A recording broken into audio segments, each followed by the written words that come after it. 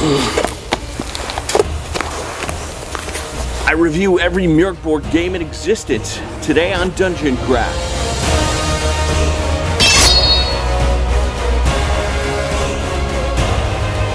Welcome to Dungeon Craft. I'm Professor DM, and this channel is about tabletop role-playing games. And I'm Deathbringer. Like, subscribe, and sign up for the Deathbringer RPG newsletter. Mork Borg is a rules-light fantasy tabletop role-playing game by Johan Noor and Pelle Nilsson, published by Free League Publishing, set in an apocalyptic Swedish doom metal world.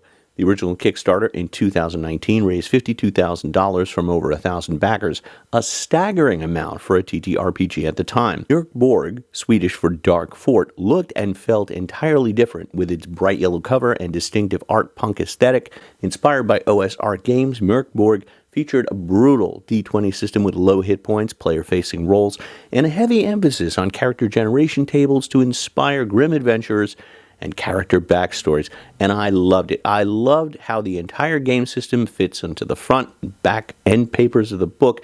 I love the combat rules, how they're presented on these facing pages called violence, how all the weapons are on these splash pages, and there are no weapon features except damage. And this makes for very fast gameplay. Mork Borg is very much basic expert D&D with only 4 stats instead of 6, because let's face it, intelligence and wisdom could be only 1 stat here. It's called presence. And there are no derivative stats. That 3 to 18 die roll, you just save the bonus or the penalty. It's like they took BXD&D, stripped it down to only its essential rules, and gave it a coat of Swedish death metal paint. Now, the game was not everyone's cup of tea. Critics said it was a case of style over substance, more of an art book than a rules book, but it wasn't the flash and pan some critics thought it would be. Mork Borg offered a generous license that encouraged third-party content creation, and that led to an entire ecosystem of games, and we're going to take a look at some of them today. First up is Pirate Borg by Limithron. I've already done a full review of this game on this channel, but you could see the Mork Borg influence, all of the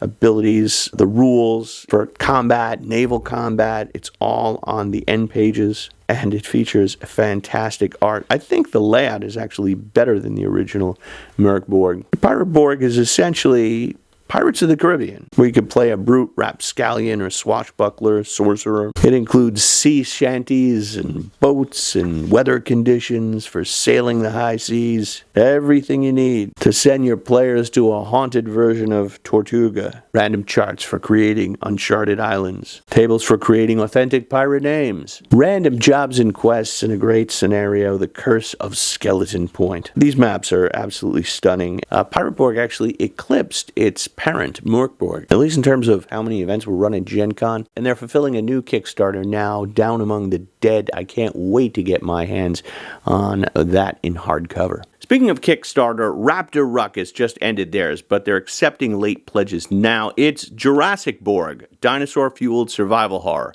It uses the Mork Borg engine, but with an additional stat, survival. I can't show you the book because I didn't get a preview copy, but it's from the team that brought you the excellent Zweihander. You get the core rulebook, a bunch of scenarios, a GM screen character sheet, and plastic dinosaurs. How cool is that? You just get a metric ton of stuff. If I were 12, this is what I would want under my Christmas tree. And if anyone wants to demo this at a convention for me, the answer is yes. Next up, Vast Grimm. This is the version that is going to be hitting Kickstarter. It's super cool. It's like a Trapper Keeper format. Very original, very cool.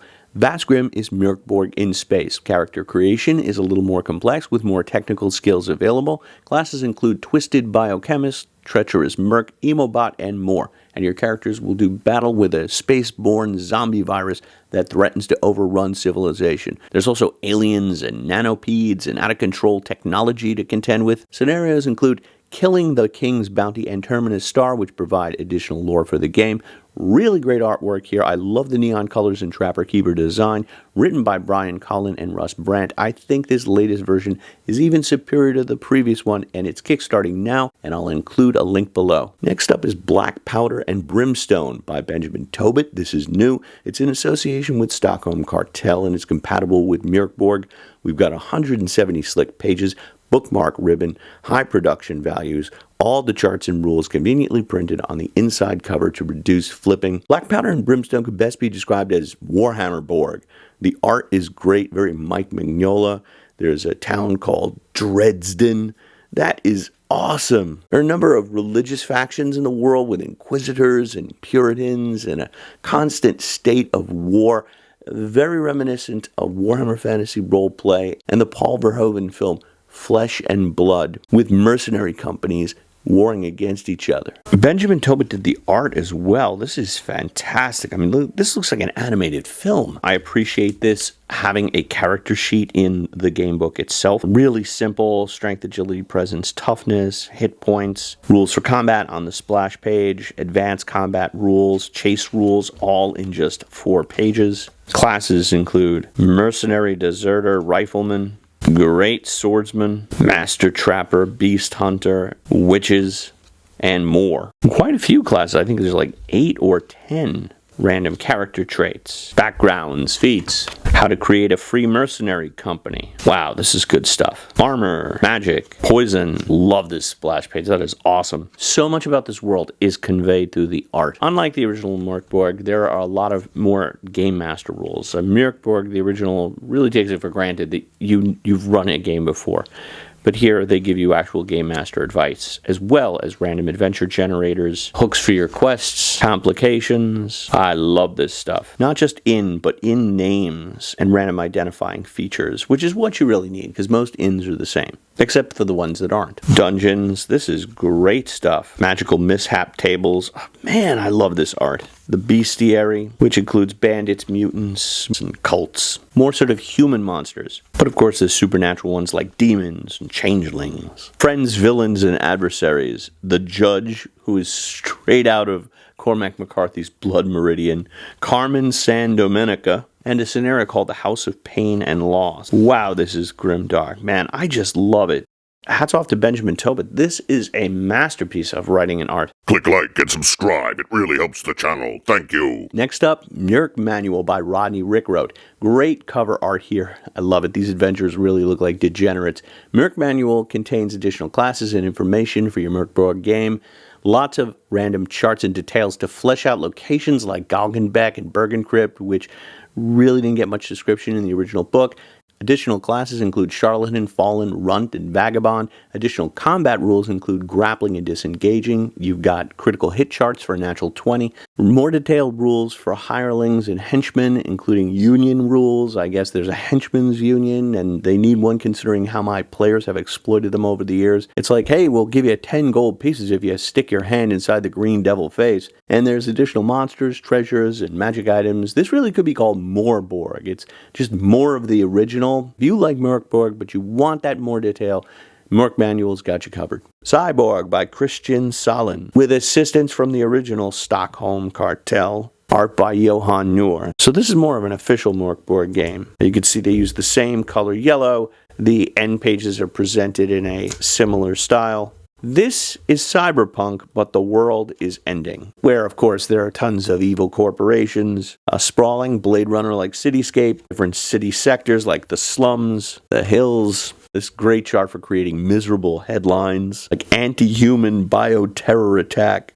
Highly inspired by William Gibson. There's even a character called the Shunned Nanomancer, discharged corp killer, orphaned gearhead, gangs and goons, random NPC tables, drugs, and cybernetic enhancements. I actually think this book is better organized than the original Mork Borg. Combat is a little more complex, and I think the book has very high production values, as you could see. I could talk about it all day, but I just think you can see it. Enemies, monsters, drones, great tables for randomizing adventures. I've often said on this channel that you could spend hours trying to make a memorable session, but I've run games where I just rolled it up randomly 15 minutes before the players got there, and they had just as good a time. We got a scenario, Lucky Flight Takedown. I love the modern adventure design. The scenario is presented in control panel format, really lean, efficient descriptions. All the critical information, including room titles, are on the map to minimize page flipping. This is how scenarios should look. And the book itself is top shelf. Digest size, slick pages, 2 bookmark ribbons.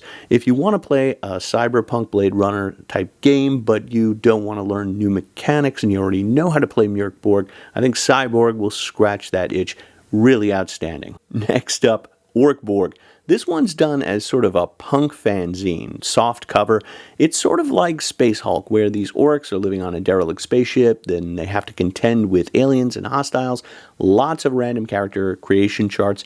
Your orc can have no armor, heavy armor, scrap armor, or a power rig.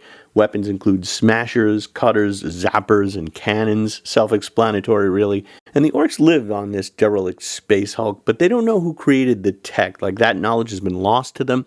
All the combat rules are on facing pages. I love how the monsters are on facing pages. It's got random scenario creation tables, all the board games have become famous for. It also comes with a scenario, Roterswerk, pardon my German, where the characters face off against space dwarves. I don't know how long a campaign you can sustain with Orc Borg, but if it's a convention one-shot, you can count me in. Next is Ragnaborg from Broken Brain Games. It's essentially Viking Borg. Ragnarok is fast approaching, and you can play Viking-themed characters like shield maidens, berserkers, and skalds. It features a great natural 20 chart called Yay Violence that allows you to break your opponent's kneecaps and take out an eye or behead them all together.